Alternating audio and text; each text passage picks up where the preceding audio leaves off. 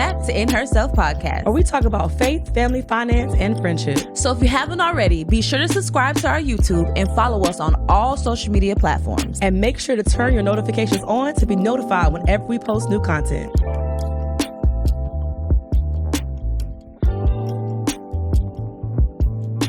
Welcome back. We're back. Episode 33. Yeah, with Patreon in the background. Hey, Patreon. Because, you know, they're family and they're always here. Patreonettes. Yes, that's so cute. Oh, my gosh. I float. Just joking. Patreonettes.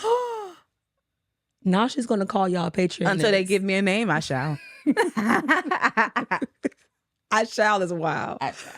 Oh, my gosh. Are you excited for this topic? I am excited. Oh, no, I'm not. Well, I'm nervous. This all you, boo. It's not all me. Well, I'm for spearheading this. Okay, that's why I'm nervous, because I don't know what you're going to say. I'm not going to say nothing crazy, promise. And you saw the eye. I saw the eye twitch to the left. Yeah. That means anyway. So we catching up. And as you guys know, Heaven's in the dating world. Officially. Everybody. No. Oh my gosh. Yeah. Long time coming. Yeah, and it's quite ghetto. Honestly, yeah. What makes it ghetto? It's just, ooh, I shouldn't say that. Yeah. It's just, yeah. No, what makes it ghetto? I guess the men, the type of men that are attracted to me. Oh. Yeah. They're Old heads, please, They're y'all stop. old. There is a cap. yeah. Okay, y'all old people, stop getting in my little sis DM talking about what's up, and you done had grandkids. Hello? Nothing is up but the hill. It's like, be for real. Yeah. Like, make it make sense. Mhm. You want children still. I You do. want to go hiking and back, horseback riding and stuff. And if your back hurt, You can't do none of that. do that. I'm helping you. So that's why I say it's ghetto, I because it's that for whatever reason, older men find me attractive. And then when they ask me, oh, are you like 19? I think that you should be in jail, honestly, because if you are old and you are asking me that, that's not a good thing. You already 65. You already. Approaching me talking about, am I 19? If I was. Where's your grandson, sir? Be for real. I'm here for the smoke. I understand that. Okay. But in all seriousness, we were having a conversation about this young man that I don't even know what to call it, that I just met. And then she proceeds to ask me this question. So, okay, this all came in because I'm getting the tea, how everything going. I can tell, he's likable. I didn't feel anything in my spirit that was like, no, it was a couple, things, but we can work through. Mm-hmm. And I said, I was imagining her wedding. And so I was like, hey, so would you invite your dad to your wedding? Like, I know that walking down the aisle is kind of off limits a little bit. That's the first question you asked me, though. I did. I said, would you have your dad walking down the aisle? And you said, No. So here's my thing. I feel like this very moment, like right now, today, I feel like you would not. Right. But I feel like it's a chance and a possibility. Like, let's just say you don't get married for like 2 years. Okay. And the relationship has changed. I feel like you would. Okay. So right now, the answer is no, though. But would you invite him to the wedding? And I had to really, I think I stopped for maybe 30 seconds because I want to watch my words. I would. Wow, that changed. I would. That's good. Because we were talking about how you was like, you would feel some type of way if you invited him and then it became about him, or you have be in your emotions. And I believe whether you invited him or not, you still gonna be in your feelings about it. I agree. Because if you don't invite him and then your conscience is telling you should have invited him, and then if you do invite him, the problem is you invite him and he don't come. It's not him being present, it's him not showing up. That's what the problem is. Yeah, because it's the story of my life, right? The inconsistency. So if I'm giving you an honest answer, inviting him wouldn't be for me. It would be for him. Yeah. Wow. Why you say that? Because he's missed out on a lot, and not that it affects me anymore, but I believe that it affects him. And if it's something that big, I believe that he will want to be a part of it. Now, it would be his decision to face a lot of the things that he hasn't done because, again, I haven't seen him since I was 6. So you're talking about my daughter's getting married. I would have to be around her mom. I would have to be around her mom's spouse. I would have to be around her family that I knew back in the day, but now they know that I'm not involved. So it would be more for him. Like, I know that this is something that you would desire to do or somewhere you would desire to be. So I would give you the opportunity. I would. Wow. I didn't even look at it like that. I literally, and maybe because I don't see him in that aspect to know those details, but I will figure it will be for you too, just because I feel like this would be the opportunity for him to show up. He's never shown up. And so it's like, okay, this is another chance for you to show up and show up in a big way by being present. And I guess if I put expectation on it that way, I will get hurt. But if I'm solely saying, baby, this for you, heaven gonna have a grand time regardless if you show up or not. So this is something for you to prove to you that on this day, if I haven't been there at any other time, this day where I'm handing my daughter off to somebody that's supposed to take care of her for the rest of her life, I'm gonna make the decision to be there. If you decide to not, that would be on you. So you just said an opportunity to hand your daughter off. That means you would be letting him walk you down the aisle. No, I would not. I mean that spiritually. Like, I mean that, like, you know, because I didn't know. That's why I said, okay, so it's like, let's straighten that up. No, I would walk down the aisle by myself.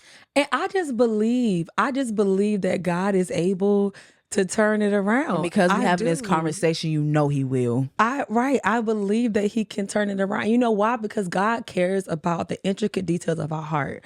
As much and as big as he is, he doesn't put those desires for unity. First of all, anything that deals with love, care, you know that's not the enemy. Right. That's always that's the nature of God. And so because he loves turning messes into beautiful masterpieces, I genuinely feel like, and I don't know why I keep feeling the 2 years in my spirit. Come on and track it. Okay. I don't know why I keep feeling that. You bet 1,000, baby. I mean, but no, he bets 1,000. Yeah, that's what I mean. But I just feel like God can shift some things. I just feel like he can and he will. But I do 100% agree with you on the stance you're taking. I think it's a beautiful thing to say, no, this is not for me. This is for you. Like, I'm gonna be good regardless. But if you would like to make peace with the situation and then make yourself available to this relationship, I'm open for doing that, but I'm not putting myself out there anymore to be let down. That is a beautiful stance to be on, especially just from this morning, how things have shifted. That's all God. But I do feel like that would be like the rainbow in the sky, is for you to feel confident in your father who has never been present, that you feel good about him to giving. And you just spoke it. Yeah. And I don't know if you, that's why I said, yeah, that's a privilege to give me away. Yeah. I don't want him to walk me down the aisle. Right now. Yeah, I don't know. And that's safe. Yeah, I don't want nobody to do it. I just want to walk.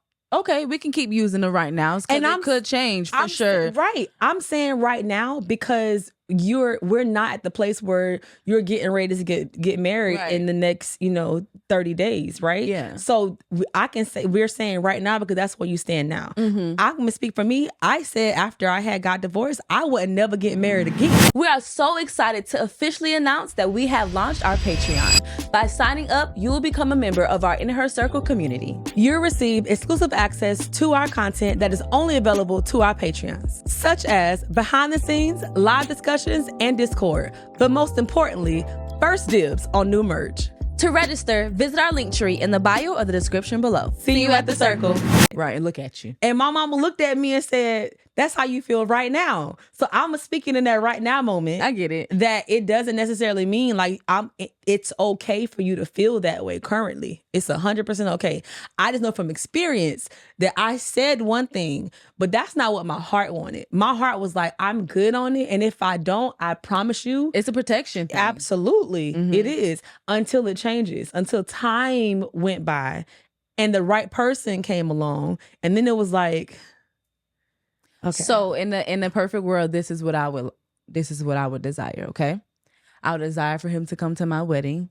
I would not want him to walk me down the aisle, but I would enjoy for him to be there. Why? Because it would be a start for him to be there for the rest of whenever. Like if you decide to come to my wedding and meet my spouse, and then I feel like you're okay to be around my children, then there's a relationship that I didn't have. Now you're a grandfather, a dad to my children, and then it will go on and on and on from there. That's what I would love for it to be. Okay. Just don't know what that looks like. What about a father-daughter dance? Would you be open to that? Ooh. Why am I laughing? I think it's kind of how you said it. Smiling, like, I try not to curse. Wait a minute. No. Right now. Here's the thing. I feel like I don't know him, sis. Okay. And so to have an intimate moment like that, it's like, you are a stranger. What am I dancing with? I don't know. I don't even know you. You have to embrace. Oh, we. Yeah. Okay. Oh, we. Embrace.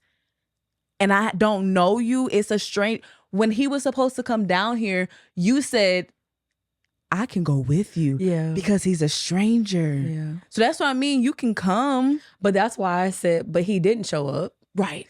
And that's what I mean when I say, as my sister, as my friend, I know that that's a piece of you that you say, hey, you got an open invitation, as you have several times. And I would hope that he would take that as a blanket to say, let's start something new. I mean, a beautiful part about this, I don't know if he watches the podcast or not, is that you just put your intentions in the atmosphere and just on here in general, so that there's no question. Because sometimes I know the devil plays, or the enemy plays on both ends. Just like he plays with you, I'm sure he plays with him, saying, oh, she doesn't want me around. I've went too far. I've gone too long, or, I can't pick up the pieces. And yes, you can. Yeah. I don't care who you are. If God keeps giving you breath in your body to get up, you can pick up the pieces. You can start over again. As long as it is, first of all, in his will. And second, as long as you are authentic in your desiring to want to do that. You're willing to do the work. And this is not just for a daughter and a son. It's a mama, a blanket. It doesn't matter across the board. Like, as children are the most forgiving when it comes to their parents. I don't care what it is you have did. You could be strung out on drugs. You can have been abusive. You could have whatever. If you desire to genuinely mend that relationship with your child, it can be done. The thing is, are you willing to put in the work that is required? Sometimes you may feel like it don't take all of that. But if you genuinely desire, you will do what it takes. Yeah. And it doesn't matter how long. Because and again, you got some people that say, well, I'm not putting up with nobody disrespecting me and all of that stuff. At the end of the day, the Bible says live as peaceful as possible. I'm settling it with that. Live as peaceful as possible. If that is what brings you peace, harmony with my family is what brings me peace. Now, again, sometimes I may have to abstain from certain things or remove myself from situations or whatever, because I'm not combative in that capacity. People think that I am, but I don't. I'm not going to let you back me in no corner. Yeah. I will lawyer you. Don't push me. Yeah. But that's not my MO going into anything. So I genuinely feel like on his end, it could be the enemy plan, saying like, well, don't do it because of whatever reasons that he may have. But that's why communication is necessary. Somebody got to extend the olive branch and give the other person the opportunity to say, okay, so let me silence that part of the enemy. Yeah. I think that the olive branch has never been removed. From the moment in which I turned 18, I extended it and I've never taken it back. But what he has done is like tugged and played with it. And so I just left it out there. Whenever you want to pick it up and bring it back to me, that's when you can do it. And so again, my desire in a picture perfect world would be he come to my wedding. It would have to start like today though, sis. Like, I don't want to turn around. I'm very, very loose and hypothetically. I get married next year and you have all these expectations of walking me down the aisle and doing. No. He doesn't give me that type though. You know, you have some dads who kind of give that like authoritative and I'm doing this. Yeah, he doesn't very give me mild mannered, very like the complete opposite of me. You just go from your mom. Yeah, he's very like chill, like I don't want to step on your toes. Are you okay with this? Are you good with this? And so that's why I agree with you when I say the open invitation does probably calm his spirit down a little bit to say, okay, she wouldn't mind. Because there's another level of rejection too. He can have his hopes of saying, I will hope that she would invite me, but what if she don't? Or how does she feel? Or what do I do? Now he knows what your expectation is. It will make him go into a situation knowing what to expect. Yeah. So it's like, I can't get him out. She's not expecting me to dance. She's not expecting me to walk down the aisle. She just wants me to be present. And I can do that. It can calm, both fears. Because he may deal with anxiety too. Right. And just to not deal with any of the daddy issue situations, I just won't have anybody do anything. You'll just be present, and then we won't do all the what is it? What people do? It's a word for it. All the formality. Sure, that's the word that comes with it. I just wouldn't do it. Yeah, and then we talked about the reception and the wedding. For me, so I've been married 4 years. And I thought you was about to say 4 times. I said, why would you say that? 4 years. Yeah. No, the devil is a liar. He is a liar. No, I can have a wedding 4 times. You have to have milestones, 20, 30, 40, 50. We'll do that. Yeah. But I never had a wedding. Yeah. We were supposed to have one, and then COVID started COVIDing. It did. And then we just decided to keep. But I will say this. I would take the marriage over the wedding any day. Any day of the week. Because those 5 minutes that you were up there on the altar or that 3-hour reception that you have is like nothing compared to going home and making it a year, and making it 2 years, and making it 3 years, and getting through storms and ups and downs and valleys and mountains, and knowing that the person that you selected was a person that you should have selected. I think that's why I don't make the wedding even so much. I'm going to sob. You want to cry? I'm going to what? Yeah. I was crying when you got engaged. You don't think I'm gonna be crying when you get married? You mean the wedding? Yeah, sorry. Yeah. I am. And what's funny? Because we haven't even planned. Like, I stopped planning it. Like, every time I got raised, I'm like, yeah. Well, if anybody wants to sponsor, we open. You understand? I still got my dress. I'm not gonna wear it, but I'm gonna turn to another dress. We're gonna do something with it. But I say that to say, because you've been in the marriage. Like, you've been doing the work. You're married. You just haven't had a wedding. So I know when that moment comes and it's all about y'all and it's so much love poured into you, it's going to be a beautiful thing. And you know what was even more important is because now we know who is genuinely rocking with us and who is not. And the people that I thought were when we got married genuinely are not. So my guest list has completely changed. Family or not. You know what I wonder? Like, not that everyone has to do this, but some people should get married without the wedding and then just see. That's kind of what we did. You mean see who rocking? What you mean, like outside of like see who rocking, see if I like you like that for real, like if we gonna be married like that? Because people get married for the wedding. Okay, you understand what I'm saying? Oh, I see. So you're saying get married? No, because that means no. Okay. That ain't biblical. Because that means you don't. That means you're talking about they gonna get a divorce. So no, there's no in other all way. aspects. I mean, like, okay, so you see how you got married, you didn't have no wedding, and you was content and okay with that. People they want to get married just because of the wedding, and they don't put in the work in their marriage. I mean, put in a level of work. This is not for everybody, because I probably wouldn't do this either. But I was just throwing something out there. Like, what if more people was like, you know what? Let's put the wedding on pause. Like, let's just be in the married bliss of it all, and then go back and get married and walk down the aisle.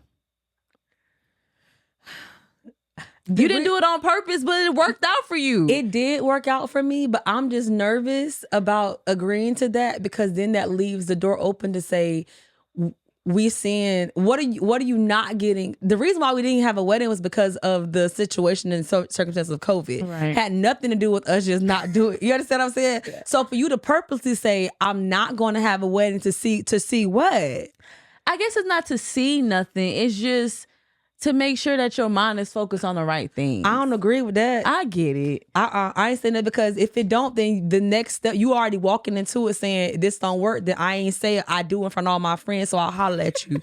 No, you're not. We ain't doing that. And I wasn't even thinking that far, but like now that you said that is a thing like that, I was just saying because it worked so well. Like it worked because that's the way that the will of God happened. For you. That we were getting ready to, and it didn't because the world shut down. I mean, he shut the world down and said, this is a covenant. Yeah. Like, that's just what it was. Mm-hmm. No. But you get what I mean by I do understand what you're saying. People I just want the wedding, and then they be like, oh, well. There are so many people, if we just be honest about it, and we'll throw a couple names, not a lot, but more weddings that were very intimate, just with nobody there, like just very small, they last. That's my point. Longer than the ones who look at your girl from Housewives of Atlanta. You only had 4 weddings.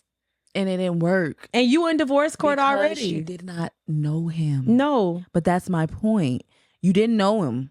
You wanted the world to see, oh, I got married 4 times, or this is what my marriage looks like. But when it really came down for them to put the work in for real, they did not know each other. But that's why you have courtship and God mixing together before you even walk down anybody's aisle. Like, have you sought the Lord and said, is he the one? I know I did but most people that get married do not do that. But you're supposed to. Because marriage and weddings look cute, so I want to do it. People want the ring. They do not want the sweat. No. And that's why the divorce rate is so high, because it's like, oh, okay, this looks cute, but now that I'm in it, I don't know if I want to put the work in like that for real. 3 things before getting married. Number 1. It's like, where's my notebook? Okay. Number 1, seek the Lord.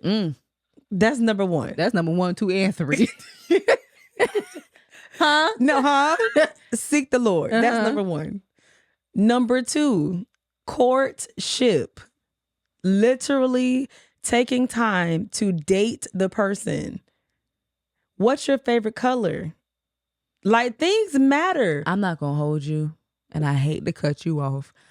I'm going to have to make a PDF and send it out. I can't keep answering it what my favorite color is. I'm tired. I'm tired, sis. I'm tired. How many kids do you want? I'm tired. Where do you see yourself in 5 years? I'm tired. Just here's my resume. I can't do it no more. Here's my resume. I'm gonna have to just send it out, read the PDF, baby, and come holler at me if you got any questions. Cause the same question. It's the same thing. Yeah. But I'm sorry. I just had to say it. Cause you said, what's your favorite color? I said, Lord Jesus, I gotta do this again. That's 2. Courtship. That's the part of dating. Yes. We watching Bridgerton. They did a great job. Courtship. No, Lord. Yeah. They're dating. You know, you're getting to know the heart of the person. Yeah.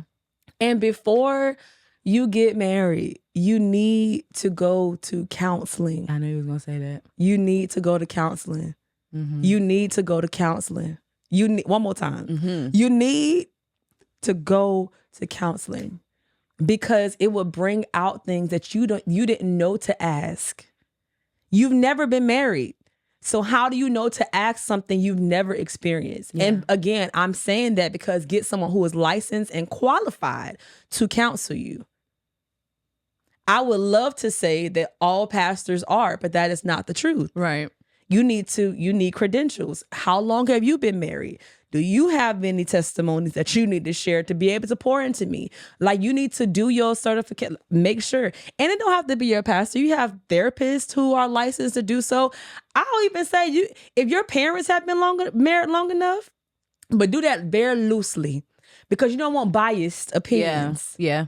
On either side, because sometimes you get your parents to kind of counsel you, and the son mama talking about, well, do you cook, do you clean, do you, because I fold his drawers to the left, and I'm not doing that because I'm not his mama.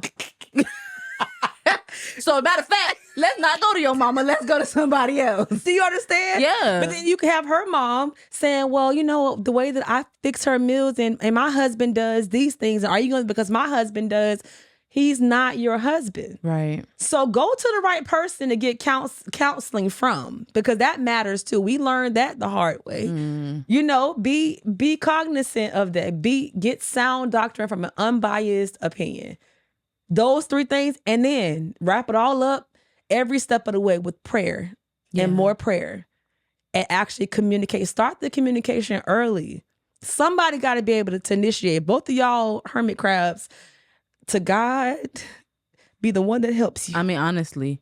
I mean, for me, it has to be open communication, because I don't think that I'm really good at that when dating, because I'll find out they have children 3 months down the line. And so, but then I was talking to you yesterday, I don't really even know how to do this. Like, I feel like, what?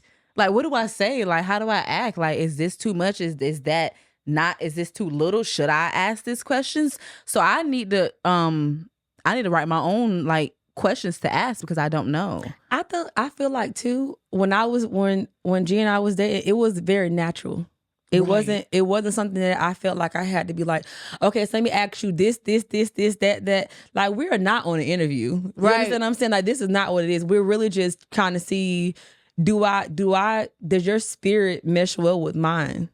Like, if I sit quiet in a car with you, and it don't have to be alone, just am I comfortable? What is my spirit picking up? Sometimes we ignore signals and signs and stuff.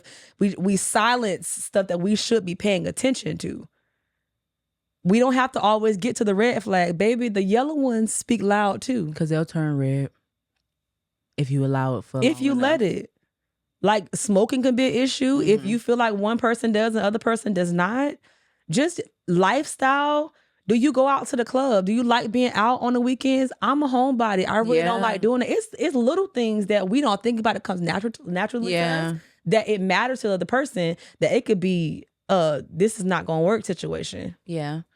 I think I battle with, like, when do you say I'm not gonna be giving you no goods before, like, when do you say that? Because the first date is like, that's too much. Again, I feel like that's a conversation, because as women, we don't want to come off like, and I'm saying come off, I'm not saying standard, I'm saying you don't want to come off like, oh my gosh, no, because I ain't doing that. Yeah. Nah, it's more so you feel like there's temptation there.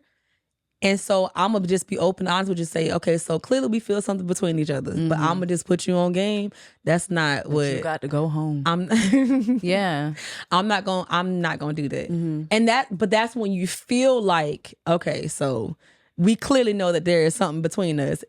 I feel it too, but I'm just not in the season when I'm gonna do that. Yeah. That's when you kind of not at the dinner table when y'all eating Caesar salad. Baby, I had that bad. It's like, you don't know this man. Right. Let me just tell you, I ain't doing nothing. Just in case we leave here and you ask me to come over, I'm not doing it.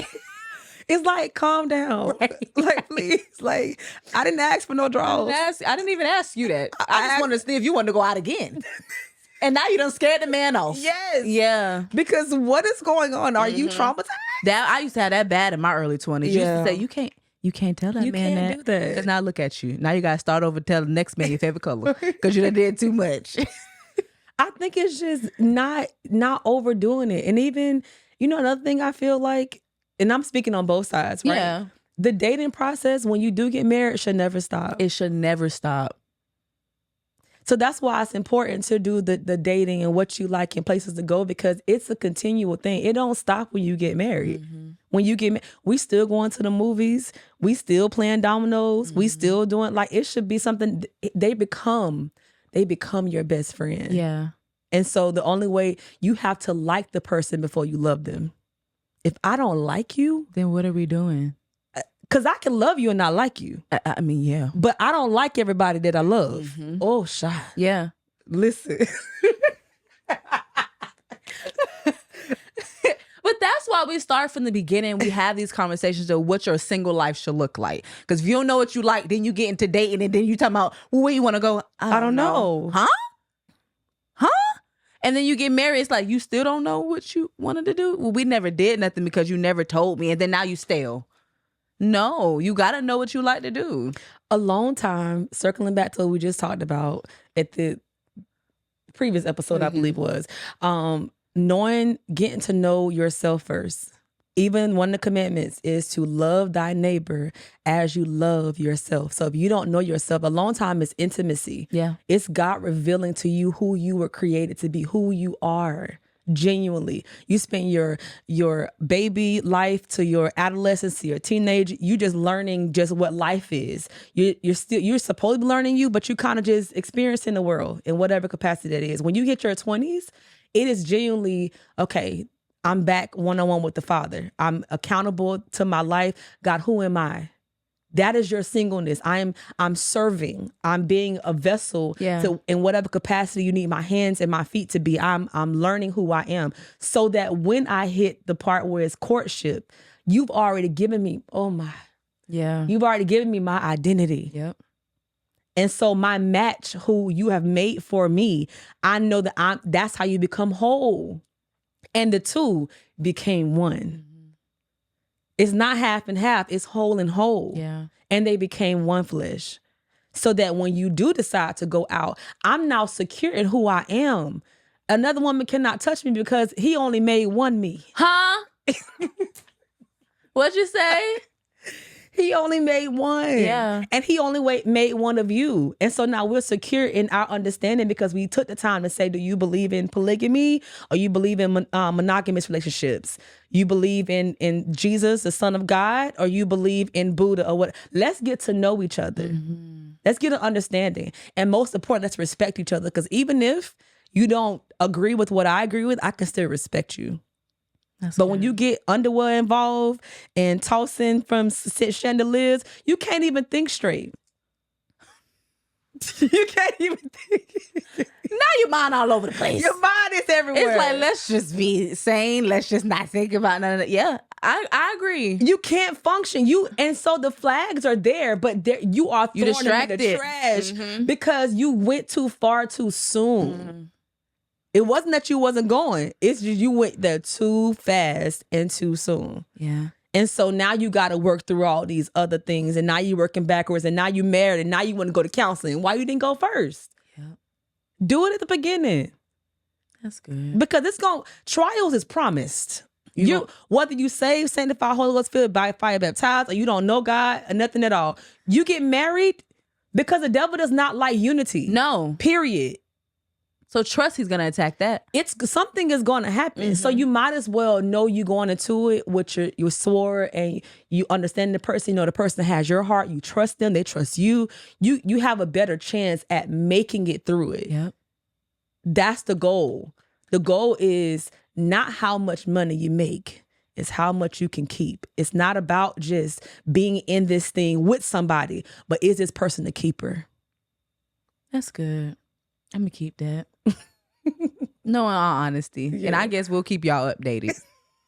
Because I feel like every week is going to be some more foolishness. Not foolishness. Not in a negative way, but when you dating, it just be some stuff you be like, I got to text my homegirl while he go to the bathroom. Because what is going on? I'm going to start just having my tea. When y'all see my little cup, and I'm going to have a teacup. Y'all get y'all teas too, because it's going to be real. Because we're doing this together. Yeah. I can't wait. Patreon might get like some exclusive, like I can't tell y'all on this YouTube, but Patreon, let me holler at you real quick. Right. Tell you what, and we going live real quick because something just happened. So if you're not, Lord, you should go ahead and get on that Patreon. I'm telling you, link in the bio. Stuff about to happen. Okay? Yeah. Help her. But as always, that was a little flat. As always, InHerSelf. In herself, she is love. In herself, she is beautiful. In herself, she is strong. See you next week. See y'all next week. Love you. Oh, you told him do you love me? Yes, heaven. Okay. Always with you.